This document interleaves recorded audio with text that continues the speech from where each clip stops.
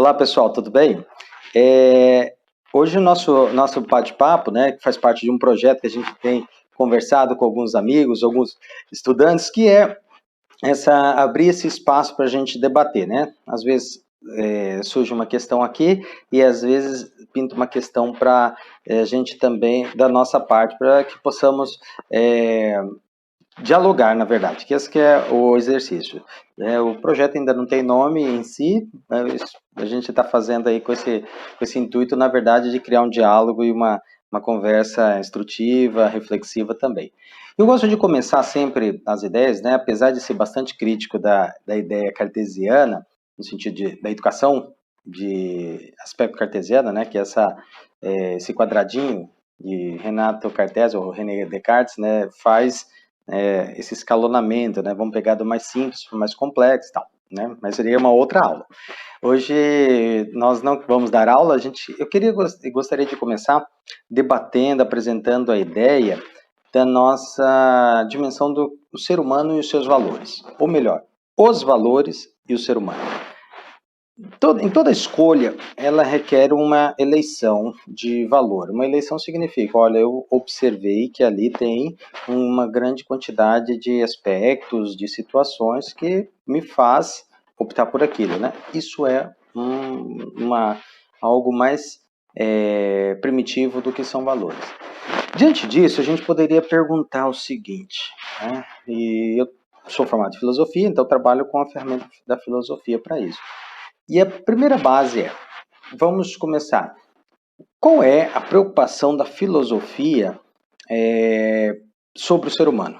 Por que é que a filosofia se preocupa com o ser humano? E aí, quando eu faço essa pergunta, a gente precisa, na verdade, buscar o horizonte da filosofia, de onde ela surge, né? Ela é tida por alguns como uma ciência. A filosofia não é uma ciência. Eu gosto muito do pensamento da Marilena Chauí, que ela diz que, na verdade, existe uma atitude filosófica. O que é uma atitude filosófica? É exatamente a nossa maneira de agir diante do mundo, né, diante do outro, diante daquilo que é talvez externo a nós, e a gente opta em assimilar, em compactuar, partidarizar, etc. Ou seja, aquilo que a gente escolhe. E por que eu começo com essa ideia da história pretérita da filosofia?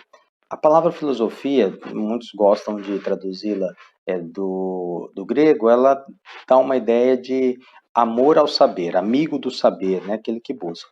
E é interessante que o aspecto histórico que vai dar a estrutura etimológica, ela traz o seguinte: primeiro existiu o filósofo, depois a filosofia. O filósofo era aquela pessoa que, diante da cultura grega clássica, estou falando do período de Platão, de Aristóteles, de 2000 anos antes de Cristo, pelo menos, e a gente via que, dentro da crença, os deuses eram os únicos realmente detentores da sabedoria, eles sabiam. Então, os deuses eram o que sabiam. Dentro da cultura grega clássica era essa compreensão. E nós, mortais, nós tínhamos simplesmente a possibilidade de desejar saber, de querer saber, de almejar a sabedoria. E por isso nós éramos simplesmente possibilitados a sermos filósofos. Né? O que é isso? Amantes, desejosos do saber. Filia é uma das expressões que pode se traduzir em forma de amor, né? Basicamente, a língua grega tem três palavras que dizem isso, né? Filia, eros e ágape, né? Agapen para algumas flexões. E filia é exatamente esse amor de amizade, né? Tem ligação também com o terno, paterno, materno, né? Deu uma dimensão. A aula não é de grego, até porque eu não sou especialista nessa área, né? Embora tenha algum pequeno estudo da língua. E esse é o primeiro base. Então, a principal perspectiva da filosofia em olhar a pessoa é olhar esta sede que parece, na minha opinião, ser natural por saber. Por que eu digo parece ser natural? Há autores que já explicitam. É natural isso daí de uma maneira bastante categórica. E eu digo que dá uma ideia de uma necessidade natural, porque no aspecto da filosofia, a gente percebe assim, a gente nunca esquece ou nunca deixa de perguntar. A todo momento a gente tem uma pergunta. Faço uma pergunta, obtenho uma resposta, nessa resposta faço outra pergunta, os porquês, né? Assim como as crianças são, a gente também pode pensar nisso daí. E essa é uma primeira base da preocupação da filosofia. O ser humano, por ser este processo eterno, infinito, melhor, de sabedoria, de desejo de sabedoria, é o grande aspecto da filosofia. Mais do que, então, porque a filosofia tem uma preocupação, é a essencialidade do ser humano ter esta dimensão de sempre indagar. E é dentro disso que a gente pode ver a constituição dos nossos valores. A base primeira da nossa dimensão humana é a dignidade humana. Quando a gente fala, por exemplo, dos nossos direitos, e aí nós vamos chegar num terceiro aspecto, que são os direitos humanos, né? É a dimensão de que a dignidade humana, ela é o ponto mais elevado de todos os valores que nós temos. Ou seja, o ser humano é esse ápice de valores, né, dentro dessa construção. Por que eu digo isso? Nós nunca perdemos a nossa dignidade. Até a gente no imaginário popular, a gente fala assim, ih, perdeu a dignidade, fulano, né? Às vezes aí depois de uma rave, né? Ixi, até do risca-faca, a gente fica lá, o cara ficou terrível, perdeu a dignidade. Não estou me referindo a essa dimensão de uma atitude vexatória, passar, né, bebeu demais, ou sei lá, chore de amor, né? Como diz um amigo meu, né, depois de tocou evidências, não existe mais roqueiro, né? Então, né, é a música lá do Chitãozinho e Chororó. Mas eu não estou dizendo nesse nível, né, da dignidade que a gente fala de passar vergonha, de fazer alguma coisa de vexame. Estou dizendo de que a dignidade é a essência de tudo aquilo que nós respeitamos. Uma pessoa pode chegar a qualquer nível, e eu falo do extremo. Qual que é o nível extremo? A morte. Eu dou sempre esse exemplo quando eu falo desse assunto. E acho ele simples e de um conteúdo bacana. Você anda na rua e encontra lá uma pomba morta, né, na porta de sua casa. Aí você vai, puxa vida, aqui é uma pomba morta, né, tal. Aí você pega um objeto lá, uma pá, uma vassoura, varre, põe no lixo e você vai deixar ali, vai causar mau cheiro, etc., né, atrair mosca, etc. É uma sujeira. Mas imagina, e aí é o exemplo, né, macabro, mas se pretendo ser simples nele, que você não encontra ali uma pomba, mas encontra um cadáver, né, uma pessoa morta. Você não vai poder falar assim, né, eu vou juntar isso daqui, jogar no lixo e tal. Tanto é, né, olha que situação, né, quando a gente olha o noticiário desses últimos dias, a gente vê essa crise no Equador e lá a gente viu essa tragédia, né? Eu vi pelo menos alguns relatos das pessoas com uma mulher, por exemplo, com os dois pais, o pai e a mãe mortos em casa, enrolados, e não tinha, né, o sistema lá funerário entrou em colapso. Né? Não aprofundei, não fui atrás de dados sobre isso, eu vi uma grande número de pessoas comentando. Mas voltando ao nosso exemplo, quando a gente vê essa situação, a gente percebe, né? Tá morto, poderia passar, mas é um objeto orgânico que vai se tornar, né, alguma coisa lá, vai virar adubo, né? Põe lá para... Não, o ser humano não tem isso. Nós precisamos, né, preparar aquele corpo, etc. E tem todo a dimensão. Por que eu digo isso? A dignidade é um processo de tão forte da nossa dimensão, né, tem o seu desenvolvimento ao longo de toda a história. Se a gente pega, por exemplo, a história dos direitos humanos, né, eles vão exatamente desdobrando e se dobrando sobre esse aspecto. Né,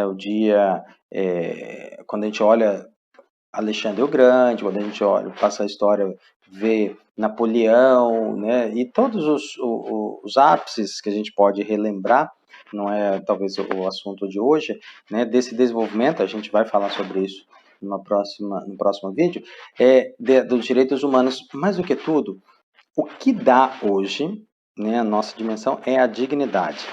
Nós vemos que esta dimensão, por exemplo, né, desenvolve a partir do iluminismo, né, da crença de que traz à tona, né, todo o arcabouço do iluminismo, o direito à liberdade e à igualdade. A gente vê isso bem claro na Revolução Francesa, etc., que é o caminho. Mas a gente poderia até chegar, né, dentro desse processo de valor. Todos nós, pessoas, fazemos escolhas. Todos nós buscamos alguma coisa. A gente escolhe o dinheiro, né? No sentido, a gente dá valor ao dinheiro, a gente dá valor à pessoa. A pessoa é legal, meu amigo, a pessoa não é muito, né? Eu gosto do time de futebol, gosto. Então, a todo momento a gente cria o processo de valorização ou de dar valor.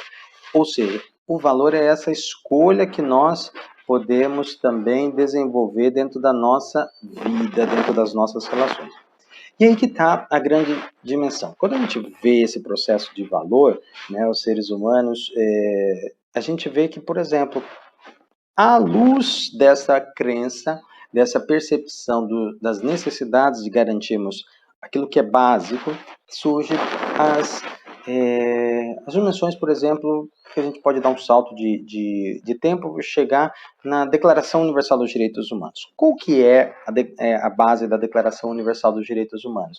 É desenvolver o pensamento de que nós somos dignificados, de que nós temos dentro da nossa organização humana, social, política e etc., um processo de importância. É um exemplo que nós podemos fazer dessa construção da identidade do ser humano. Veja, eu comecei falando da dignidade humana, passei para os direitos, não é hoje a nossa temática principal, né? Mas para exemplificar, por que é que em todo momento eu tenho direito? Por que que em todo instante eu sou denominado direito? Eu posso ser recluso, eu posso estar recluso, penalizado, né, oficialmente pelo Estado, condenado, eu tenho direitos. Quando a gente vê, esses dias eu estava partilhando vendo nesses dias aquela minissérie A Vis-a-Vis, que tem na Netflix, aí via lá a história dentro do próprio cárcere, né, espanhol, e aí mostra, tem uma cena lá, entre tantas coisas muito interessantes, tem uma cena lá que as presas sentam no chão e vão fazer um protesto pacífico. E aí eu via muito o elemento dessa dimensão na voz de uma das líderes lá, de uma das representantes, fazer: nós temos direitos. E você não pode, né? E no enredo popular, especialmente aqui no Brasil, a gente fala assim, mas direito, são uns vagabundos, não sei o quê, né? E aí a lista de adjetivos são grandes. Mas a gente está percebendo o seguinte: a nossa sociedade optou, a partir do momento que faz todo o seu desenvolvimento histórico, né, ela opta em construir uma sociedade que não é mais baseada na sua autodestruição, mas na promoção, em todo instante. Talvez é como se fizesse a crença de que existe uma força que nos obriga a sempre preservar o ser humano. Essa força é a dignidade, nas minhas palavras. Todas as experiências humanas, como eu disse, passam pelo valor. É essencial para nós que o valor seja apresentado, né, vivido. Como eu disse, há valores vitais, né, que são aqueles que trazem a vida e destrói. Há valores sensíveis, por exemplo, algo que é desagradável, algo que é agradável. Valores religiosos, né? Então quando a gente faz o valor, a gente separa. Então, o que é profano do que é religioso. Os valores econômicos, isso é caro, isso é barato. Então, o que é caro não é barato. Né? E há também valores morais e éticos, né? Quando a gente fala no sentido de que é o bom e o ruim. Desde as comunidades primitivas, a gente pode perceber que há uma construção desses valores. Então, como eu disse, um desenvolvimento histórico que está nos direcionando. Quando a gente faz essa análise histórica, a gente pode fazer, por exemplo, as forças divinas, que vão estar presentes até em pinturas rupestres. Aqui vai falar assim, né, da punição, ou então até um pouco mais além nesse processo histórico, né, nos próprios registros escritos das mitologias religiosas ou das informações nos livros sagrados, né? E a gente percebe então uma construção de justiça, de proteção pelos super-heróis ou os heróis, né? Históricos, há uma construção de valor. E com o desenvolvimento da capacidade crítica do ser humano, os valores sofrem então um maior desenvolvimento para a nossa compreensão. É o que a gente pode falar hoje. Que quando olho, né, minha primeira pergunta é dessa dimensão da filosofia. A filosofia também elege valor, né? E há um pensamento que os valores, né, dentro do elemento filosófico, né, desenvolvido, há pensadores que trazem como valores universais. Foram socráticos, né? E há quem pensa naqueles mais particularidades. Os sofistas, por exemplo, eram os filósofos que pensavam nessa dimensão mais individual. Mas há também aqueles que desenvolvem a existência do divino como garantia. E a gente, com a garantia dos valores, né? A gente vê toda a filosofia cristã, Tomás de Aquino, Santo Agostinho. E há quem pensa como um fundamento material para a natureza humana. São os filósofos materialistas. Ou seja, mesmo que em algumas dimensões, há sempre a presença da construção dos valores. E aí a gente pode perguntar, mas qual é a essência do valor? Acho que isso quando fala de pergunta da essência, a gente está vendo qual que é, por que é que a gente pensa no valor. Sempre assumimos uma posição de quando nos prontificamos diante daquilo que a gente classifica ou aquilo que nos é belo e justo. E é um pensamento muito legal porque muitas vezes a gente coloca o que é belo e justo em relação. Tem até uma brincadeira que a gente pode imaginar. Quando a gente fala assim, né? O ser humano quando erra, né? Uma criança erra e a gente fala assim: ei, para de fazer isso é feio, né? Feio é uma questão de coisa assim, aquilo é errado, né? Ou seja, bonito que você fez, parabéns, né? Bom, justo. Então, assim, há uma dimensão nisso daí. Essa é a nossa construção diante do nosso valor, diante da nossa verificação, né? O que é belo, o que é valoroso está intrinsecamente posicionados em nós. Intrinsecamente significa dentro de nós. E a dimensão mais profunda do valor é que nós assumimos uma posição quando nos prontificamos diante daquilo que a gente já viu como belo e justo. Se nós tomamos uma posição de que é um pressuposto para isso, a gente poderia entender que é parte também das nossas escolhas, ou melhor, da nossa essencialidade, o processo de encontro com o valor. Se a gente faz uma metáfora, né, não é bem esse o exercício, mas a gente pode também, a metáfora é uma possibilidade da gente explicar algo que a gente não tem o domínio total. Então a gente faz uma metáfora nisso, né? Quando eu não sei daquilo, eu exemplifico de uma maneira mais imaginativa, né? E eu crio uma metáfora. Nós também escolhemos, né, a pessoa que a gente quer do nosso lado, né, os nossos parceiros. A gente também escolhe o nosso time de futebol, a gente escolhe ou de basquete, a gente escolhe as nossas bandeiras sociais, a gente escolhe tantas coisas quando a gente vê valor. Por que você escolheu esse estudo que te possibilita essa formação? Por que você escolheu essa profissão? Esse é o nosso pensamento diante dessa dimensão. A gente faz isso porque nós elegemos os valores. Nós encontramos ali uma outra metáfora, uma outra base para que eu possa me sustentar. Como, esqueci o nome, mas aquele dispositivo simples dos alpinistas, né? que vai, você coloca lá um ganchinho, passa a corda e prende, e assim você vai conseguindo subir, né? Consegue forçar essa sua subida, né, pela sua corda ali. Então, ou seja, esses pinos são as nossas escolhas, né? A maneira que nos faz viver a nossa realidade. Não se pode, no entanto, confundir valor com uma coisa, né, algo, um gesto, e reduzi-lo ao mundo das coisas. Ou seja, o valor não é simplesmente um algo. O valor ele é uma dimensão até mais forte, né, que nós poderíamos falar assim, num elemento mais metafísico.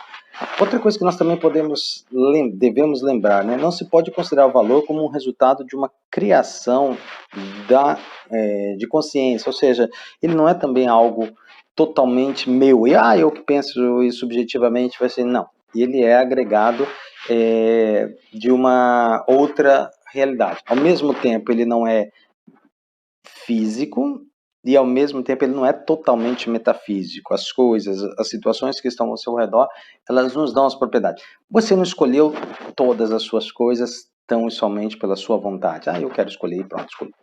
Eu não quero escolher. Não. Existe algo que também interfere. E aí é a nossa grande dimensão. Né? O que nós podemos olhar dentro desse nosso mundo, dentro das nossas dimensões. Eu lembro até quando a gente fala nesse assunto, né, de uma caricatura da Mafalda, né, e ela encontra o Manuelito, né? Manuelito, ele diz assim, né? Algo. O que você tem? Ele está com o jornal na mão, assim, e ele pergunta, né? O que você tem aí? O que você está vendo aí? Aí ele responde, estou aqui vendo o mercado dos valores, né? E aí ela pergunta, né? Mas você está vendo o quê? Valores morais, antiéticos, né? Valores humanos, etc, né? Aí ele vai falar assim, não, eu estou vendo aqui os valores que servem para alguma coisa. Esse é um chamado para a gente perceber, né, diante da nossa construção de hoje, né, e é onde eu queria chegar nessa reflexão do nosso vídeo. Quais são os valores que nos levam? Quais são os valores que nos constroem diante da nossa vivência? Esse é um processo para a gente também olhar e perceber. Uma dimensão hoje, é possível a gente construir essa sociedade? Por exemplo, nós estamos aí num período bastante controverso. Nós estamos aí, muitos de nós reclusos, né, ou mais limitados para sair, etc, né? Mesmo quem não dê tanta importância a isso, né? Tem os seus limites. E a pergunta para nós é, o que é que vale a pena diante disso? Vamos ver, por exemplo, na escola.